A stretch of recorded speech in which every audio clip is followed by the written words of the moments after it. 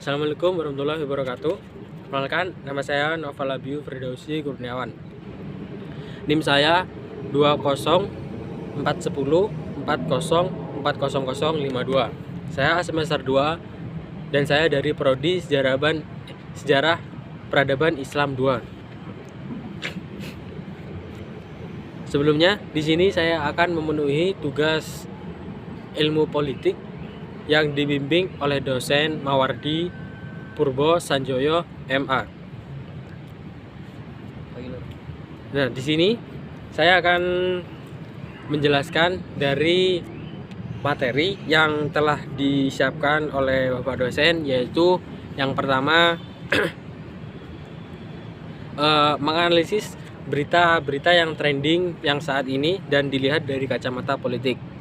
Nah, sesuai dari analisis saya yang saya cari yaitu tentang wacana jabatan presiden 3 periode. Nah, sebelumnya saya akan bacakan berita dari CNN Indonesia yang diupload hari Rabu tanggal 23 bulan 6 tahun 2021 pukul 9 pagi. Dari Jakarta, CNN News Indonesia, Wakil Ketua Umum Partai Gerindra yaitu Fadly Zon mengendus keberadaan pihak yang mencari proyek di balik wacana memperpanjang jabatan maksimal presiden dari 2 menjadi 3 periode. Menurutnya, pembatasan masa jabatan presiden maksimal 2 periode merupakan aturan yang tepat.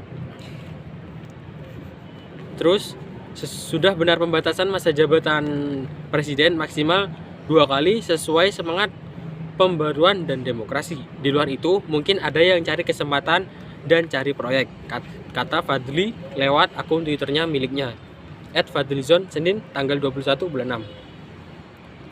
Selanjutnya, jika dalam masa jabatan 2 periode, seorang presiden menunjukkan kinerja yang baik, dia menyatakan, maka bisa dilanjutkan oleh presiden selanjutnya. Namun, jika selama 2 periode tersebut, presiden hanya menimbulkan kekacauan, lanjut Fadly, maka proses perbaikan menjadi tugas bagi presiden baru. Kalau hasil 2 periode baik, tinggal dilanjutkan penggantinya. Kalau 2 periode kacau dan berantakan, diperbaiki presiden baru, tuturnya.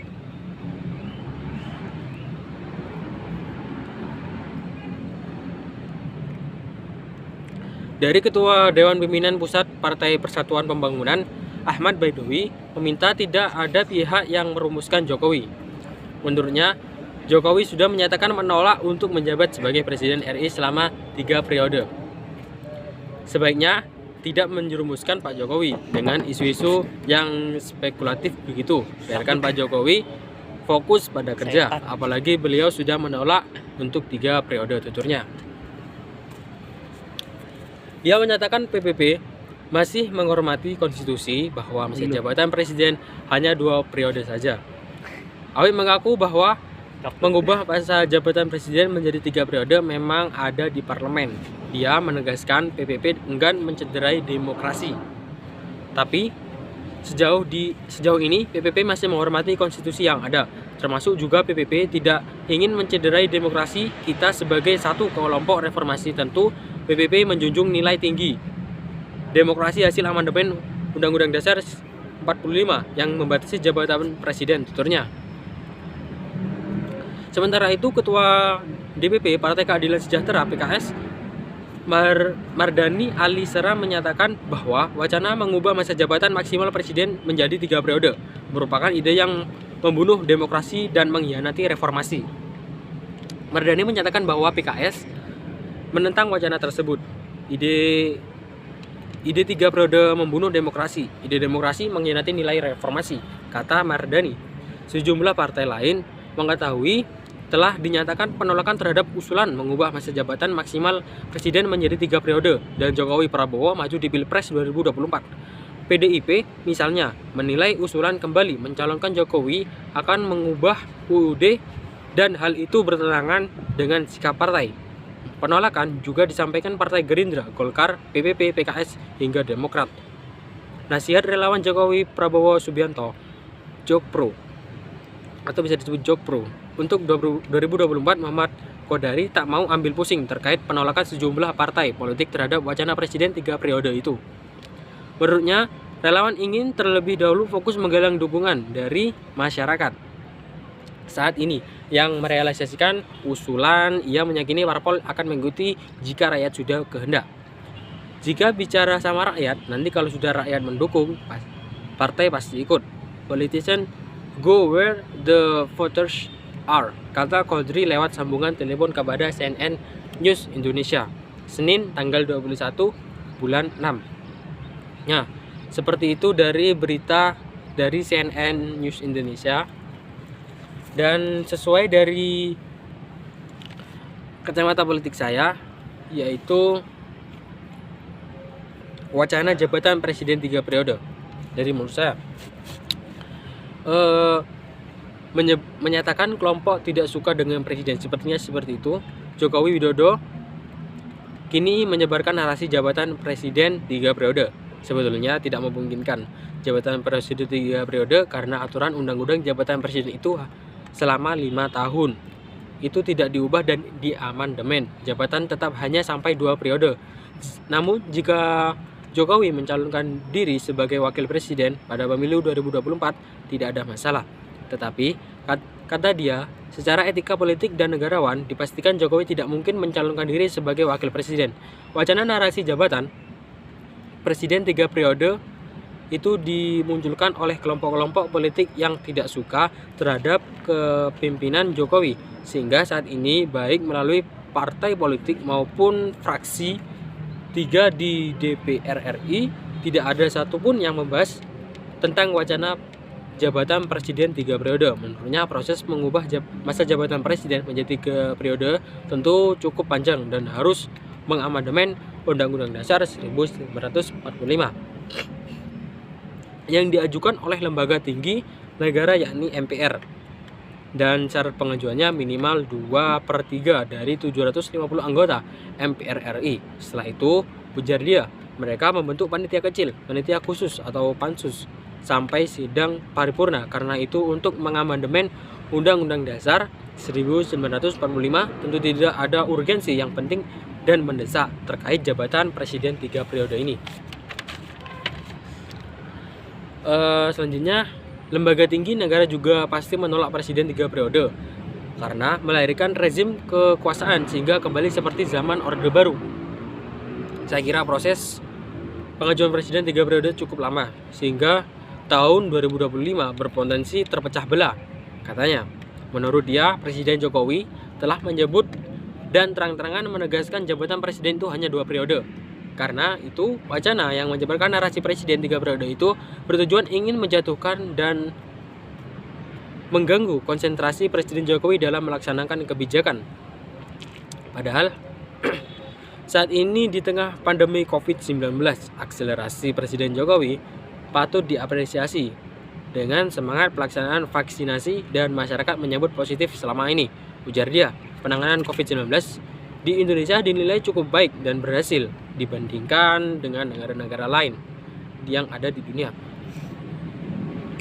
Selain itu, kasus penyebaran virus corona kini semakin berkurang sehingga masyarakat berkeinginan target pertumbuhan ekonomi 5,5% bisa terrealisasi tahun 2021.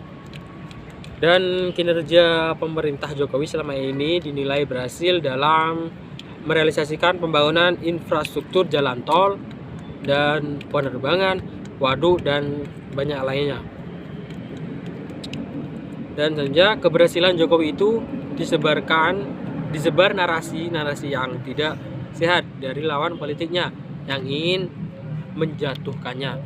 Seperti itu dari kacamata politik saya tentang berita yang trending saat ini, yaitu tentang wacana jabatan presiden 3 periode. Intinya kesimpulan dari kacamata politik saya yaitu ada pihak yang tidak suka dengan Presiden Joko Widodo dan Jokowi kini menebar narasi jabatan presiden 3 periode. Intinya dia ada pihak yang tidak menyukai hingga ingin menjatuhkan atau mengganggu konsentrasinya Jokowi.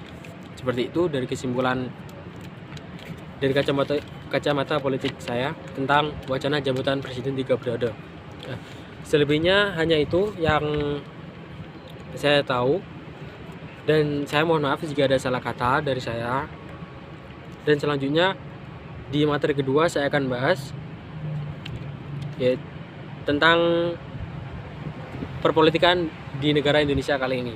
Selebihnya saya mohon maaf. Assalamualaikum warahmatullahi wabarakatuh. Baik, dengan saya Naufal. Di sini saya akan membahas materi yang kedua, yaitu materi tentang bagaimana perpolitikan di Indonesia saat ini. Menurut saya perpolitikan Indonesia saat ini cukup signifikan. Pertama, yang saya tahu dari internet, yang paling viral yaitu yang paling trending pertama yaitu demokrasi Indonesia dinilai masih diwarnai politik identitas, seperti itu. Dan selanjutnya yang kedua, konfigurasi politik otoriter akan menampilkan hukum konservatif. Banyak sekali sepertinya di sini. Dan di sini saya akan membahas perpolitikan Indonesia saat ini menurut saya. Di sini saya tidak akan membahas banyak karena juga saya belum paham tentang perpolitikan di Indonesia. Yang saya tahu hanya tentang gara-gara Covid, dan yang saya baca tadi, seperti yang saya baca tadi tentang wacana jabatan presiden 3 periode. Di sini saya sudah mencatat, yaitu yang pertama, prediksi 2021, apakah dinamika politik yang menyertai di 2020 apakah bakal terjadi? Seperti itu. Banyak pertanyaan yang melontarkan seperti itu, dan saya akan bahas. Kan di tahun 2024 tidak ada ikatan karena Pak Jokowi secara konstitusional tidak dapat mencalonkan diri lagi, sehingga tahun 2021 menjadi penting karena ada pembahasan undang-undang dasar terkait dengan pemilu. Mungkin ada perdebatan yang sangat keras dari partai-partai politik di tahun 2024. Perdebatan aturan pemilu yang akan dipakai tahun 2024, dan itu akan dibahas. Maksud saya akan jadi bahan, dan itu sangat penting atau sangat perlu aspirasi dari masyarakat politik, perlu didengar dan agar kita menghasilkan demokrasi di tahun 2024. Seperti itu. Dan selanjutnya, apakah koalisi pemerintah akan tetap solid di tahun 2021? Kira-kira meskipun ada pembahasan undang-undang politik, masih ada kecenderungan umum di seluruh dunia di mana terjadi pemberlakuan konstitusional masa jabatan presiden, misal 2 periode. Dan pada periode kedua biasanya masa efektif dari presiden yang menjalani periode kedua mungkin hanya 3 tahun. Setelah itu partai konsentrasi pada pemilihan berikutnya. Dan yang dikhawatirkan loyalitasnya akan hilang dan shift dari presiden ke partai masing-masing lagi. Tapi mengingat 2021 ini jalan mau ke tahap 3, saya rasa peluang berasal dari Presiden Jokowi itu justru semakin mempercepat menjalankan program-programnya. Misalkan COVID-19 dan pemilihan ekonomi, justru peluang emasnya ada di tahun 2021. Seperti itu. Dan pemilihan gitu kita akan baru selesai pilkada, dan juga mudah-mudahan vaksin juga yang didistribusi di tahun 2021. Ada situasi yang kondusif dari Presiden Jokowi untuk menjalankan program-programnya dan menghasilkan legasi yang nanti akan dinikmati rakyat Indonesia sendiri. Selanjutnya, dan sedikit saya membaca dari Kompas TV, tuturnya dalam hitungan hari kita akan memasuki babak baru tahun 2021. Sepanjang 2020 Indonesia banyak menanggapi peristiwa-peristiwa seperti pandemi COVID-19 yang nyaris melumpuhkan ekonomi dan berdampak pada berbagai sektor. Rencana vaksinasi menjadi angin segar tidak hanya bagi kesehatan namun juga bagi ekonomi. Kebijakan tersebut diharapkan bisa mengendalikan dan memulihkan ekonomi. Kebijakan tersebut diharapkan bisa mengendalikan pandemi dan memulihkan ekonomi. Sementara di bidang politik dan hukum tahun ini ditutup terpilihnya Gibran Raka dan Bobi Nasution versi hasil hitung cepat. Dalam pilkada serentak, terpilihnya putra dan menantu Presiden Jokowi serta jumlah kerabat elit politik ini menunjukkan semakin menguatnya politik dinasti di negeri ini. Akankah vaksinasi mampu meredam laju penularan virus? Dan apakah vaksinasi mampu memulihkan kondisi ekonomi? Lalu bagaimana dengan peta politik dan masa depan hukum tahun 2021 nanti? Nah, seperti itu dari yang saya baca dari Kompas TV, dan juga saya membahas sedikit dari politik Indonesia saat ini dengan yang saya tahu saja. Nah, cukup sekian dari pembahasan saya. Selebihnya saya mohon maaf.